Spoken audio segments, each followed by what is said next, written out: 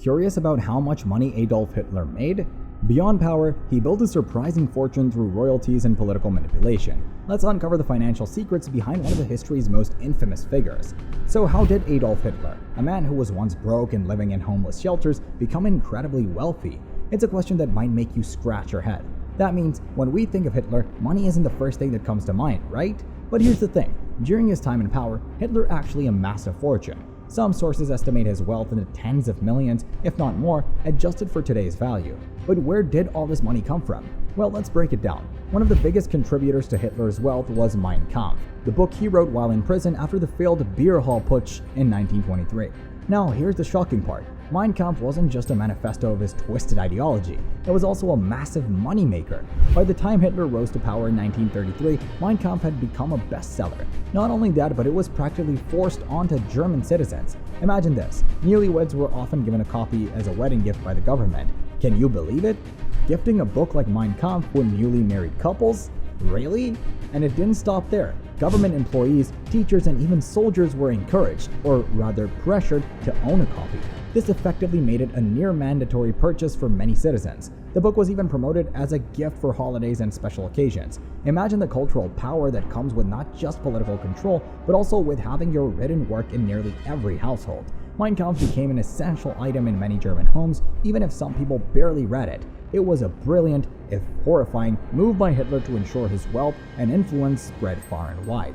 It's estimated that Hitler made over 7.8 million Reichsmarks from Mein Kampf alone. And just to put that in perspective, that's about $152 million in today's money. Let that sink in for a second. $152 million, all from a book that spewed his extreme, hateful ideology. That's not just pocket change. That's the kind of money that makes you one of the richest people in the country. But it wasn't just the royalties from his book. Oh no, Hitler had more financial tricks up his sleeve. He became chancellor in 1933, and with that position came a lot of power, and the ability to manipulate the system for his own gain. For example, by the time he took over as chancellor, Hitler owed a massive amount of back taxes. We're talking about hundreds of thousands of Reichsmarks. And what did he do about it? Did he pay up like the rest of us would have to? No. He did what any director with unlimited power would do. He had his tax bill wiped clean. That's right, Hitler decided he didn't have to pay taxes anymore. He declared himself exempt from all future taxes. Imagine being able to just erase your tax debt just because you're at the head of the government. It's unbelievable. And to make matters worse, not only did Hitler eliminate his taxes, but he also continued to collect a sizable salary from his position as Führer. It's estimated that his annual income, excluding book royalties and gifts, was around 1.2 million Reichsmarks. This would have made him one of the highest paid leaders of his time, despite his supposed commitment to living modestly.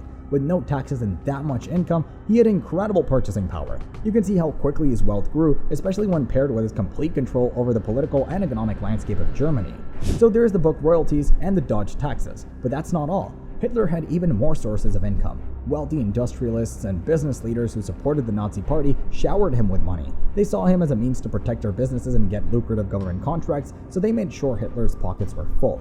The Adolf Hitler Spende, or the Adolf Hitler Fund, was a secret donation fund that business elites used to funnel millions directly to him. He had a whole network of people throwing money his way because supporting Hitler meant keeping their fortune secure.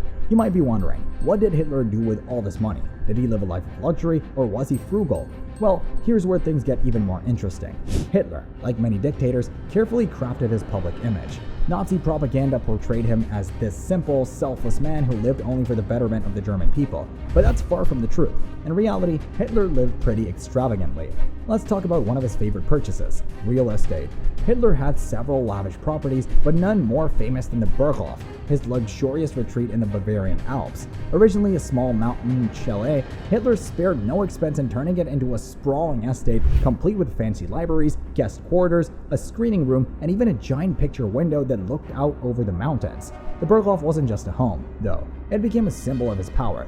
Hitler hosted high-ranking Nazi officials and foreign dignitaries there. It was like a political clubhouse for the Nazi elite. All of it was funded by the wealth Hitler had accumulated through Mein Kampf royalties, political manipulation, and of course, those shady donations. But the Burghof wasn't the only sign of Hitler's extravagant tastes. He also owned multiple homes and apartments across Germany. One of his prized possessions was his luxurious apartment at Prinzengartenplatz in Munich, which was lavishly decorated and always staffed. And let's not forget about his fleet of cars. Hitler loved his cars, especially his custom Mercedes-Benz. He owned several of them, and these weren't your average cars. These were high-end, custom-made luxury vehicles fit for a dictator.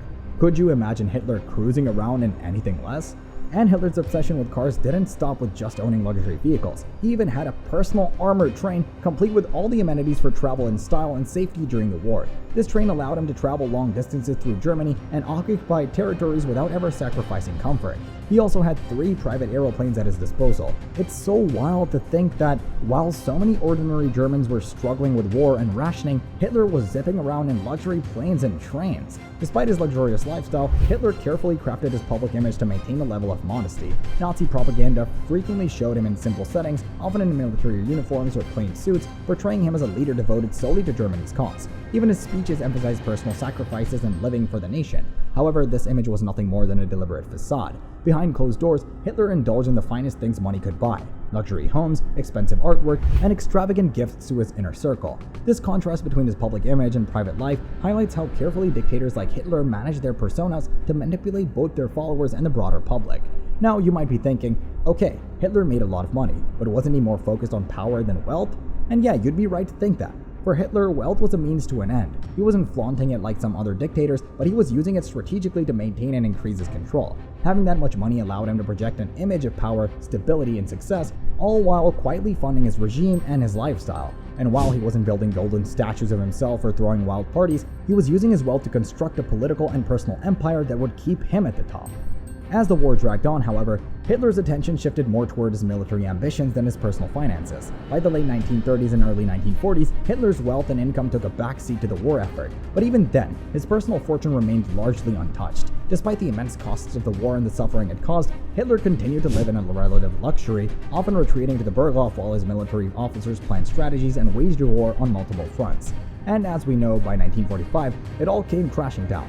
Hitler's empire, both political and financial, crumbled as the Allies closed in on Germany. He retreated to his bunker in Berlin, where, in the final days of the war, he took his own life. So what happened to all that wealth he had accumulated over the years? Most of it was lost in the chaos of Germany's defeat. The Berghof was bombed, his art collection was looted or destroyed, and whatever money he had left was either seized by the Allies or vanished into history. What's even more fascinating is that Hitler's financial dealings were not only a product of his political power, but also deeply intertwined with the war economy. Nazi Germany thrived on a wartime economy that allowed Hitler to seize wealth from conquered nations and exploit slave labor. Art, gold, and other valuable assets were stolen from occupied territories and funneled into Nazi coffers. These stolen goods not only funded the war effort, but also contributed to the personal wealth of top Nazi officials, including Hitler. So what do you think? Does learning about Hitler's wealth change how you view him? Let us know in the comments, and if you enjoyed this deep dive into history's dark side, don't forget to like and subscribe for more fascinating stories like this one.